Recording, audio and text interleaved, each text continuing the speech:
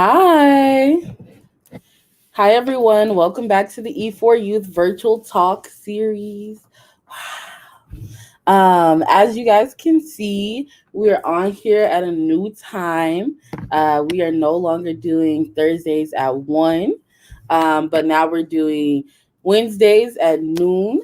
So hopefully this time works out with everyone. You know, you can grab your lunch, sit down, listen to a really good talk while your day is starting. So hello, good morning, good afternoon. We're so excited to have you all here. Make sure you follow us on E4 Youth on Instagram and Twitter so that you guys can see when we'll be doing the next virtual talk, who we'll be having. But for this week, we have Jona. Jona is the Global VP of Technology at Frog. And Jona brings over 18 years of experience in bringing new innovation, user experiences, and products to life for many large Fortune 500 clients. With a passion for managing large, complex, cross-functional teams in UX, technology, product, business strategy, all those things to collaboratively meet their goals. Jona has successfully led many large organizations through transformational changes while influencing cultural change in their businesses. So welcome to the screen, Jona. Thank you, Julie. I'm really excited to be here today. I really thank you, E4 Youth, for having me. I'm very honored. Yes, I'm excited to have you here today. I think you're super awesome. Whenever I was looking up all the stuff about you, I was like, wow, like this lady, like she does so much. Like that's crazy. Well, thank you. But yeah, and so, Joni, you do work in the design field, and I know people don't. I honestly don't really have like that big of an understanding of exactly what that is. I didn't really start recently learning about your specific field until like this semester in class, really. So could you sort of tell us about what you do? Yeah, so I do lead design. Actually, I do have a presentation that I thought that might be better to illustrate with video and with and a presentation to kind of see the work. It's easier to show design because it is something that you see and you feel and you touch, versus me just describing. And then I can, if you have any questions after that, I can, do that. Does that work? Yeah, that ain't no problem. Let's go ahead and see it. All right, let me just play here. Can you see my screen? Yeah.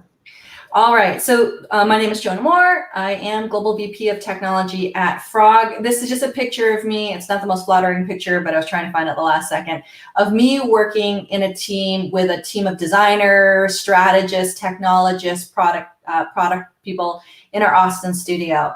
So I'll show you, but my job really revolves around supporting a great group of different disciplines, different people from all walks of life who come together to create new products, new ideas, new innovations for many of the things that you use out there today.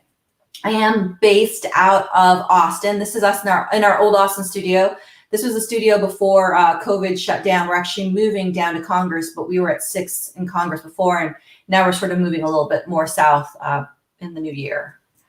So Frog, to explain what we do, Frog is a global design and strategy firm. We've been around advancing the human experience for over 5 decades.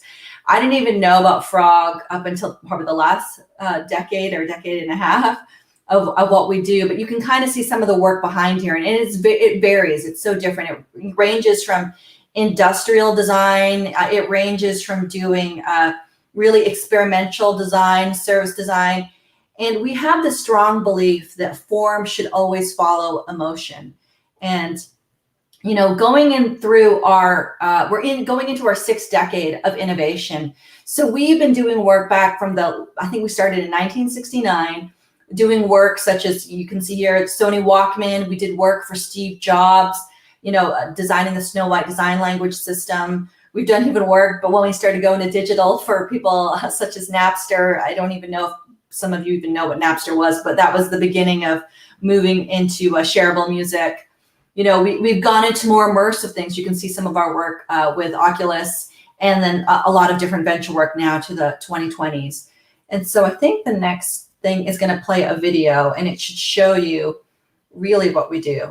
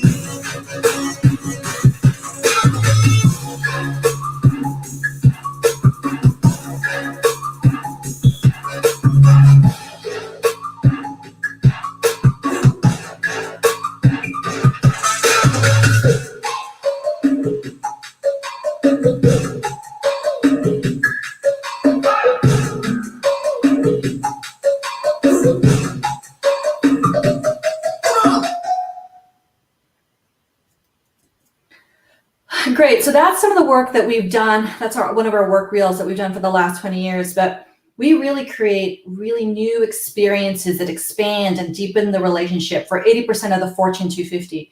So you probably recognize some of the work here. You know, there's Disney, IKEA, there's Porsche, there's HBO Max. You know, there's some startups, Honeywell. So we work with a variety of different industries and a variety of different companies to really help them create an impact out in the world. The way that we do this is that we work with the rebels, we work with the makers, we work with dreamers, and we believe that we use design as a tool to change and help them make their mark in the world. So for us, we work with these different groups and these different companies to help them create new ideas, new things that you see out there. So I would say people used to think of design was just designing only what's on the screen. But we believe that design is bigger than that. It's really creating experiences and products and things that matter in the world. And we do this by coming up with bolder ideas, great products. We help form stronger teams. And we work within organization to understand these new strategies and how they can bring these new strategies to life to really help them transform. And the way going back to your question about what is design?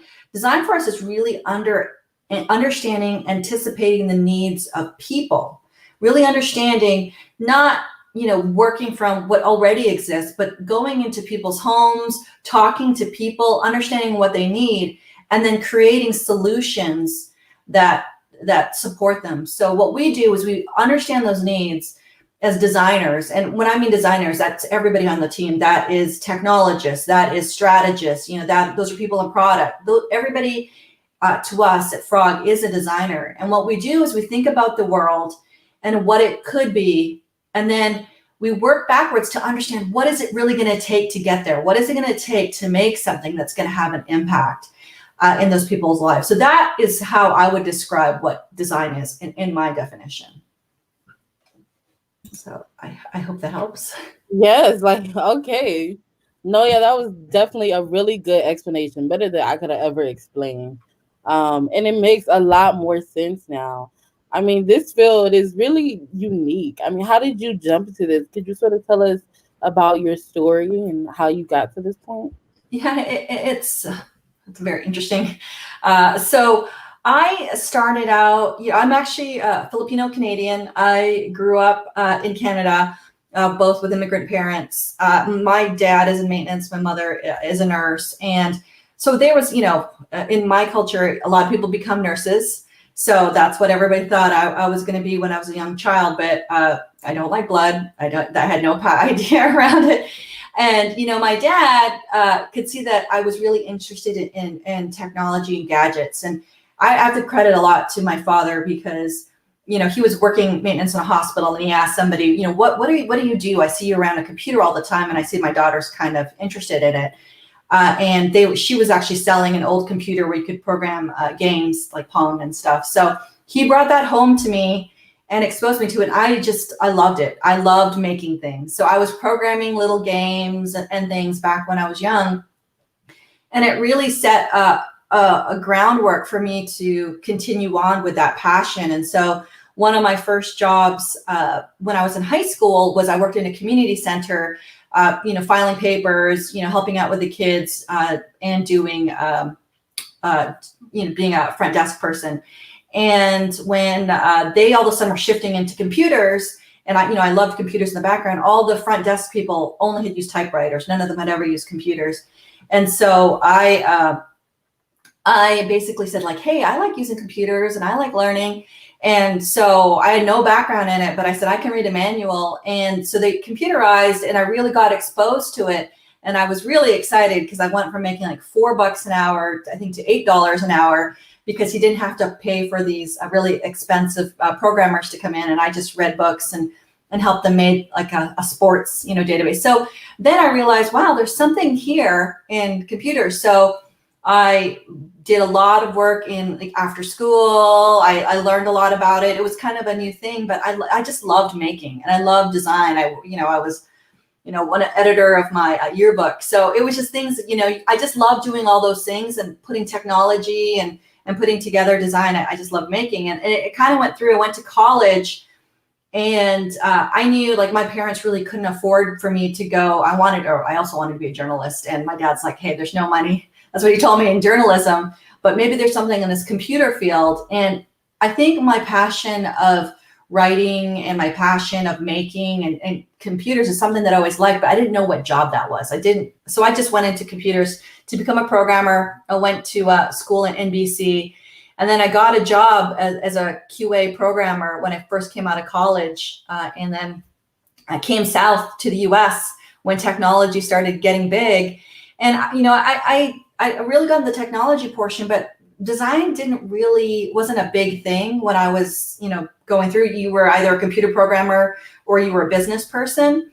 But I found, one of my first jobs and clients was actually working for King County Courthouse. We were making one of the first courthouse systems, and then they wanted to go digital. And I got to go and talk to people who were standing in lines, got to go file their court paperwork, or going to get or going to, to go and to get their casework. And I got to really understand, what they needed. How do you make sure you're not standing in line for an hour? How can I go, get the thing that I need so that to file a domestic abuse complaint?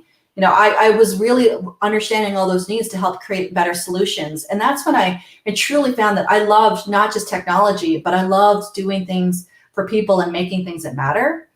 And so, following that, I started going off in my career and working for different consulting companies. And I just, I found that I love working in teams, which I think, this world has gotten me into. Working with teams of, designers, and working in teams with technologists and business people to making things that matter. And, I worked at, before Frog, I worked at a place called Raisin's Frisch. It really exposed me to, design. But then I came to Frog because the whole point of working and doing empathy and understand and making things and products that matter just elevated it to the next level. And so that's, I would say, sort of I said a long way to get there. My career path to get there was lots of different random side steps, but I got here eventually. Yeah, definitely. I definitely understand what you mean on the journalism thing.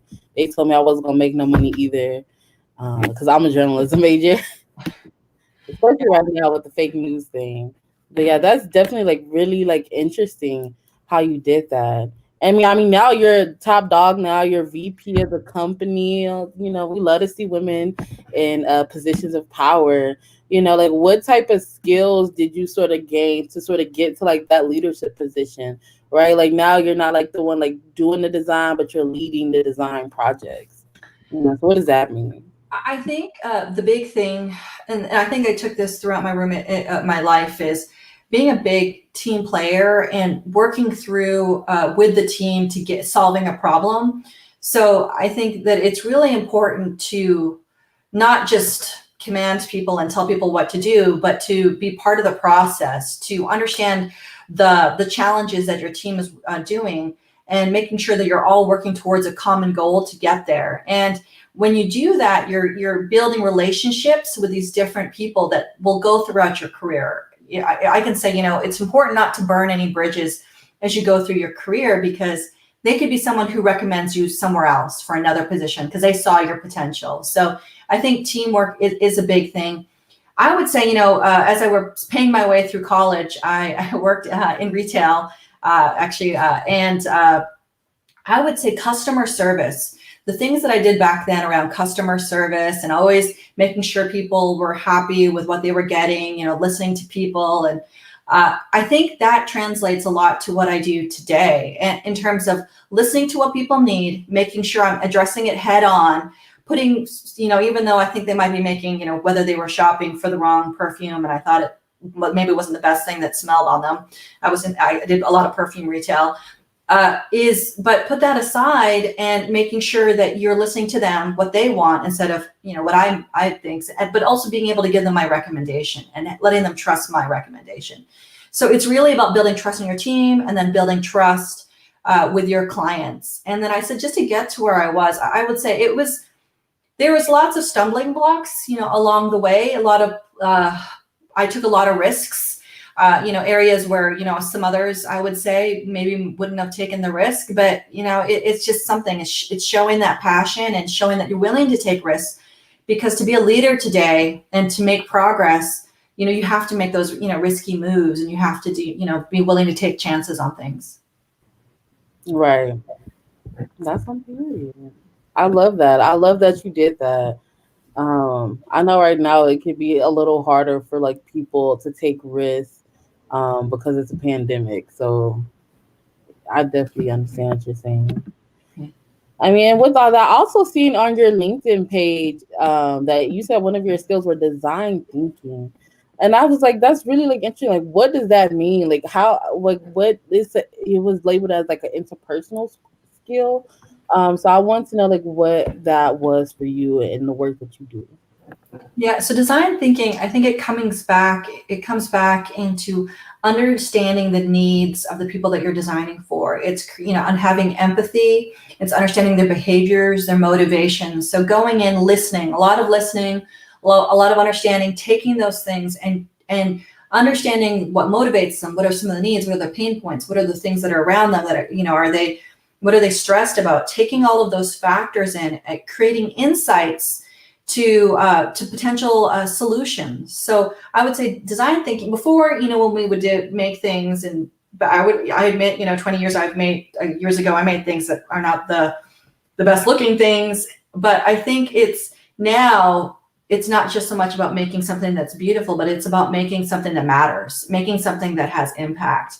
And so design thinking is moving from the understanding, the insight, the motivation, to coming up with solutions, for that. Sort of skill. I mean, how do you sell that like as a skill specifically? Like, I don't know, like how do I like walk in and be like, oh yeah, like I'm skilled like in design thinking. Like, Oh, well, actually, I learned a lot from coming to Frog, and so there's a lot of places that are teaching it. There's a lot of different open classes. There's a lot of books on it. I think that it's kind of interesting that it's really in the last, I would say, 6 years has taken hold. So you can see there's a lot of information that's out there that talks to you about the common methods and the ways that you can get about doing it. I would recommend to anybody who's interested, go and look at some of the, free courses that are out there. There's some amazing books out there, on the topic. There's great, articles on it. Try to see if you can get involved with, a group that's doing design thinking. You can learn a lot from it, because I think even in journalism that you're taking it, journalism, I would say, has a lot of design thinking in it, because you're going to understand what is a challenge, what's going on, what are these people talking about, what matters, what are people going to listen to? Like those things, I would say, has a big component of design thinking in it. right. And how do you like not necessarily, I mean, not necessarily like what do you like look for exactly, but like how do you develop like those skills like in the design thinking field? Like how do you sort of like, challenge yourself to like think deeply, or what type of questions do you ask yourself when you're working with like these different projects? A lot of times it's it's observing, it's understanding, it's listening, it's what are the things that are unsaid, what are the things that are really causing pain in their life, like pain points, like if it's a if it's a working mom, is it she's just scrambling at the end of the day to get meals on the table, and trying to make sure that deal with the chaos, and maybe she's also working at the same time. How do you make her life easier? So it's listing those things and those challenges that she has is like, hey, I'm sitting in a car for an hour commuting, so how do you take that, plus she needs to get meals on the table. What are solutions to helping that ease that pain? So that's it really, a lot of it is listening, analyzing, understanding. It's like, what, it's like, how could I, it's answering those questions. How might I solve X, Y, and Z for, this person? And then brainstorming a ton of solutions. We call them concepts, but ideas, solutions, and, working with your team to come up with, what is a real thing that we could do to solve that challenge. My bad. Turned off the camera, not the mic. But definitely, I think that's really interesting how that works out. Because you're putting the user first and not the design. Yeah. So I really love that. I actually have an example. We did work for Disney. I don't know if you've been to Disney World or if anybody here is. Yeah. So, well, the challenge that once came to us was that they had long lines at Disney World, long lines. They were frustrated, but they had this new technology, which was RFID, to see, like, can we use that a way to shorten it and basically get people through the line faster? Can we get people in the park faster, because people were getting super frustrated. So what we could have done was just figure out, okay, I'm just gonna use this technology and beep them in and get them in. But when we went in there and talked to people at the park and talked to kids and families and asked them, how do they plan, how does their day go around planning for Disney World? What do they do? We understood that creating a solution could be so much more. And so we helped them work to create the Disney Magic Band, which actually allows people to use it as their wallet. They can get in, they can pay for things quickly. It can be able to figure out how to move people through the park quickly. So instead of, should we have more fast passes at these rides instead of these rides, because we noticed that everybody wearing their Magic Band is located on this side of the park. So we figured out that instead of just having something that got people through the front doors, it could be so much more by talking to people and understanding how they navigate, an environment. Right. Yes, I love that. And you guys also do that with like companies as well, right? Like helping like the companies change their culture. I noticed when I was reading your bio and like that your LinkedIn as well, one of the things that you were skilled at was like changing like company culture. And I was like, wow, like how do you like change like company culture? Like what does that look like to be a culture changer? That's crazy. That's interesting. So the way we have this practice called org activation, which is really going in. We realize when you make products and when you make certain new ideas, you're going to have to change the people's behaviors like that support it, right? They're going to have to have a new way of working that might be uncomfortable for them. They're going to have to hire new people, or maybe it moves around jobs, or you have to restructure. And so we created this practice called org activation, which is really understanding. We go in to understand what is the talent that they have, right? Like, do the people have the skill set to do it? Do we understand like what are their motivations? What is the strategy the company's trying to do? What kind of training do they have? We look to understand what are the tools that these people have. Do we need to give them new tools? Maybe it's just like they have really crappy tools and they can't support the place that they're working, right? What are their motivations? What are their behaviors? So really what we go in is what we would do for our customers, we do for those companies, and understand really how do things work in there? Is there, some political silos, are people not working well together? And so for us, it's understanding all those components. And then we go in, we do workshops with clients, we do a lot of training sessions, we go in and give recommendations on maybe you should try this instead of doing this. And this, it's really important that this group has this. So we do a lot of working with these different groups and teams, and we do a ton of workshops to facilitate conversations and collaborations within organizations. Right. Wow, that's really interesting. I love that. And, doing stuff like that, how do you like push the boundaries of these companies while also maintaining like realistic like expectations for them? Well, that's a good question. I think we get that all the time. So, a lot of it is balancing a lot of different variables. But one thing is showing that we have found is that when you do design and when you focus on customer experience, there's an impact back to the business. And what an executive is going to care about is this going to have an impact on my customers? Am I going to see, new customers come in? Am I going to see greater adoption? So showing that, I think it was in the last 10 years or so, they say that companies who invested in customer experience and design have seen, we've seen a growth of 211% on the S&P. And so when you see those kinds of numbers and you can show them that there's potential, there's what we call a value proposition, and that they can show that there's actual something there for the business, it's easy to have that conversation. So we strike a lot of those conversations of like, what's going to have business impact? What's going to have customer impact? What are the timelines we got to work with? What is the constraints of the technology today? And then can the organization support it? So we look at all those different things and we work with our clients to work within their boundaries to getting these new ideas out there. Right. Okay. And so a lot of our students here are, about to graduate college or they just graduated high school, and they're going to start looking for jobs soon. And so I just want to know, like, what, like, is sort of the best way to sort of sell yourself, to a company like Frog, to show that you're well versed in different things or you have an understanding of design thinking or how to think innovatively or think outside the box or that you know how to ask questions. Yeah, it's a great question.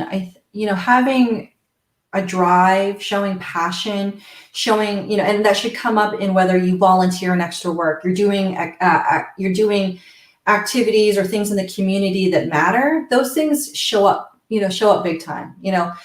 Creating a really powerful portfolio where you can, whether it's you're volunteering, you're creating a website for, a small business that you might, that needs the help, or in your college or university you realize like, okay, I'm going to do this. We look at the portfolio and we look at those things to see like, okay, this person is showing potential in this area, and we show that this person has an empathy towards people, and they're helping out in their community, and they have a drive. Like those things are very important, I think, especially today when it's very competitive, to differentiate yourself.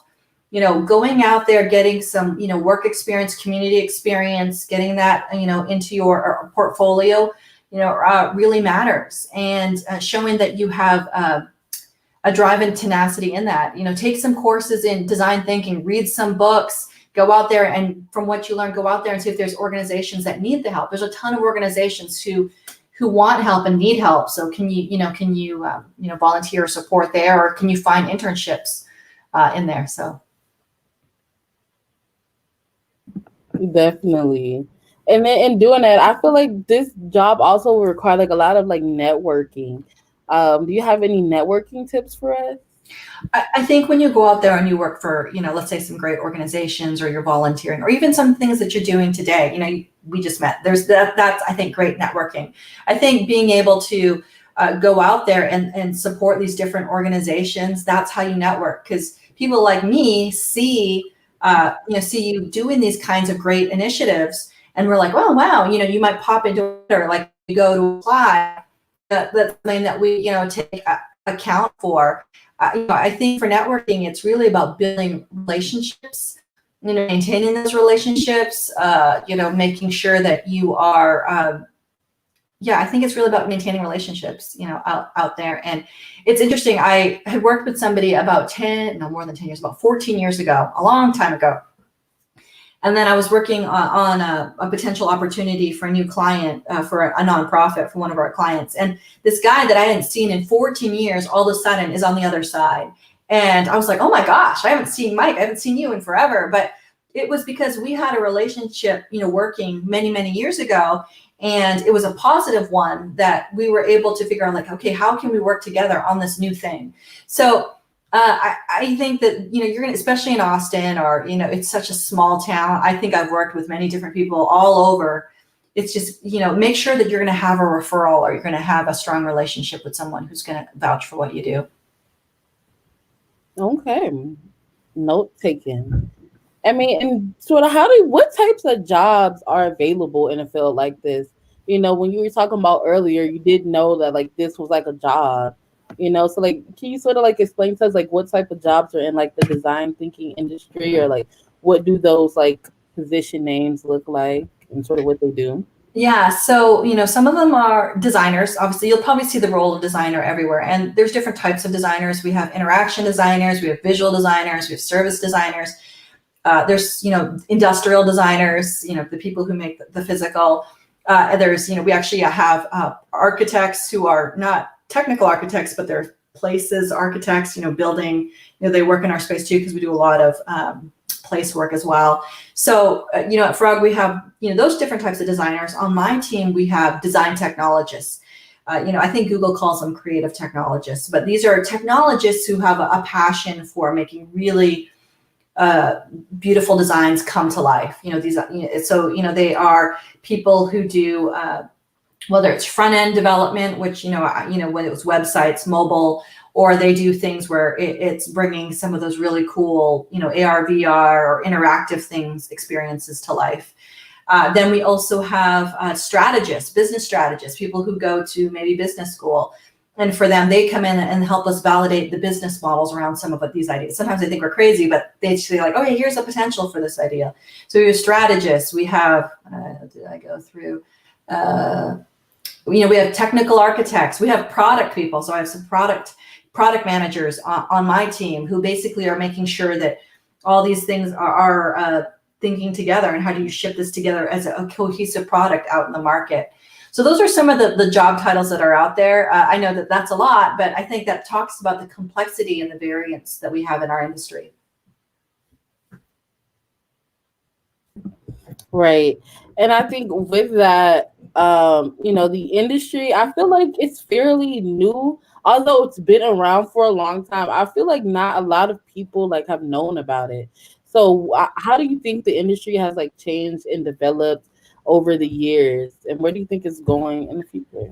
Yeah, so I think it has really changed probably in the last maybe 5 to 8 years ago, because people saw that design and customer experience had an impact. You see all of a sudden these disruptors such as Uber and Lyft, and you see Spotify, and you see they put design, Airbnb, you see all these companies, they're putting design as an important component of driving business, of driving value. And so that's why I think that you're seeing it come into the forefront, because now all these old incumbents, companies who are around, are being threatened by these new disruptors who are making sure that, the people who care about experience, that they try to steal those, clients away from them or customers away from them. So that's why you're seeing a big push towards design. Right. And so in doing that, how has COVID-19 impacted your work experience? Yeah, because we're a global company, and so all of a sudden I used to be on an airplane all the time. For me personally, I was, I think, on a plane every other week, traveling to our different studios. I think we have 15 or 16 globally around the world, and then to different client sites. I don't do that anymore. I'm in my house right now, and so most of us, we've invested in a lot of digital tools. So a lot of us Frog has really learned how to work remotely. We do a lot of digital whiteboarding with this tool called Miro. We work in we use Teams in our office, but we use a lot of different tools. So I think it's affecting the job market that you guys have now. Yeah, the job market, I would say, has, we're sort of seeing we're not doing a big push in hiring. We are actually hiring in Mexico City right now, and a couple other studios. Mm-hmm. So just depending on, how that market is going, we're being very, I would say, we want to make sure we see how things pan out and things are going. We're trying to keep our business, supporting our business. It's interesting, things that were where we used to see a lot of spending, we don't see spending, whether it's in retail, but other areas such as healthcare and others, we see a huge push because those kinds of companies are in demand right now. And so, yeah, so I would say that we're seeing just a shift in terms of demand depending on industry and ask. And what has Frog been doing to sort of diversify voices in the space that you're in? Or how are you guys challenging diversity and inclusion in your workspace? We have a huge diversity, equity, and inclusion initiative that is going on at Frog. Really, that's something that's super important to us and to our parent company, Capgemini. And so for us, we're making sure that we're putting these great practices in play as we go through hiring, making sure we're taking the bias out of our hiring process, making sure we're expanding our reach to different groups and different universities and schools and different types of talent. We've really done a hard look at ourselves as we expand how we hire and making sure that we're bringing, we actually had a third party come in to evaluate our practices to help give us advice on how we can really do it for the better. And what are the potential challenges you sort of see for people of color moving into like a workspace like yours? I was thinking, before this whole interview a lot about this. And, one thing that I find is, especially, and I faced it myself with, my parents, was the lack of awareness that this job exists, right? Like, it's like, hey, you should be a nurse or a doctor. That's something that I know. And I think it's, some of the challenges is creating this opportunity for people to know these kinds of jobs exist, and that it can be, it changes the world, while it also, you can make money in doing it. So, it's an area of growth. And I think it's creating that greater awareness in the schools, in the, with the communities, that these kinds of things are happening, and that we need more people. I would say we want to make sure that there's, greater diversity from, all different levels and all different places who can have the opportunity to come work at places like Frog and others like us. Right. And I feel like a lot of times, especially like dealing like in a space like this where you're doing, especially like customer design, right? There's like you have to do like a lot of like internal reflection, right? Because there could be like internal biases on like how people work or why people do things. I want to know like how do y'all sort of like deal with that like in the workspace? Yeah, we have a lot of training on bias, making sure that we're removing that bias. Our whole thing is about creating empathy and understanding needs and removing, some of that bias. Our personal biases, we're creating solutions, because sometimes you can see something and you can have your own interpretation. So I would say that we do a lot of training, we do a lot of review, we make sure that we look from our teams. We try to make sure we have a diverse team as we're staffing, a lot of these different projects, so that we can get different opinions, different voices, different things out there, because I think it's important in terms of the things that we make. Right. And I noticed when you showed like your picture at the beginning that there weren't like a lot of like women on the picture. And so I want to know like how you dealt with like being like one of the only like women in spaces like that, or like how do other women deal with this industry? Yeah, I think this has been something, because I'm in tech.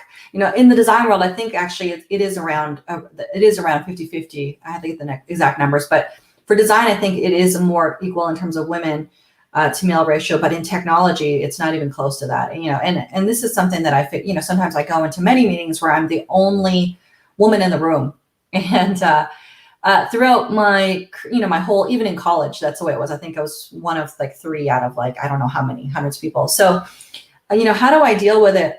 For me, it's just I just treat everybody in terms of how I want to be treated, and I work super hard. I try to build really strong friendships and relationships, and I make sure that we're working on something together, and I try to make sure that everybody else's voices are included, as we're working and creating those things. And I think when you do create those relationships, it helps you build trust with people that maybe not be the same as you. And I also want to extend time to the audience as well to sort of ask questions. So if you have questions right now to Jona, please put them in the chat. But while they're doing that, I want to ask you another question: Is do you ever deal with imposter syndrome in this space, and if so, like how? So I guess imposter syndrome is doubting your accomplishments or talents. I think I deal with that honestly every day. I do. And I don't know if that's just in my nature or who I am, but I think it's also been to a benefit because then I've always felt like I've had to work harder, or I've always had to prove that I deserve to be in the room, and I do it through my work and I do it through how I treat others. I'm not gonna lie. I think there's been moments in my career in the past where I have felt like I didn't belong, or I felt, I would say I've even cried, running into a bathroom, I would say, many years ago when I felt like nobody would listen to my point of view. But I would come back to that even stronger with facts. I would come back with strong work ethic. I would come with like showing that I deserve to be at the table. And I can say some of those people who made me feel like that, I have far, past them in career. So I do believe that if you just take it and push yourself to believe in yourself, that you can do great things. Awesome. So we're gonna take some questions from the audience. So if you throw up those comments.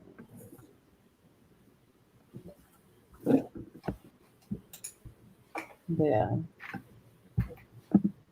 Um, One of the questions is what advice could you oh there we go. That so they said, hi Jonah, I'm curious what you envision or forecast as the next big thing in technology in relation to Frog's work, and how will you approach solving problems across the world?